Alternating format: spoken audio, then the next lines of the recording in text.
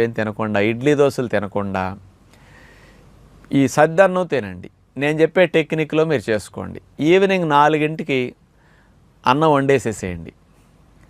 అన్నంలో పాలు పోసేసేయండి, ఒక 1/2 లీటరు. కాస్త ఎక్కువ పెరిగేసి తోడు పెట్టేసేయండి. ఆ ఉదయానికి 8కి పెరుగన్నం తోడుకుని బాగా లైట్గా పులుసు ఉంటుంది ఈవినింగ్ అయ్యేసరికి. అంటే ఈవినింగ్ తోడు పెట్టినందువల్ల గ్యాప్ ఎక్కువ ఉంది కదా, పులుస్తుంది. ఈ పుల్ల పెరుగన్నం సద్దన్నంలోనే అందులో కాస్త మీరు ఇంత జీలకర్ర, కాస్త ఇంత ఉల్లిపాయ ముక్కలు, ఒక పచ్చిమిరపకాయ 2 చిన్న ముక్కల కోసం అట్లాంటి కొంచెం కలుపుకొని సద్దన్నంలాగా అట్లా తినేసేసేయండి.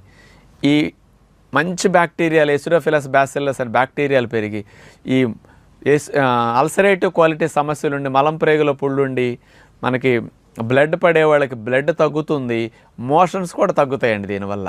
ఎందుకంటే ఈ వైట్ రైస్లో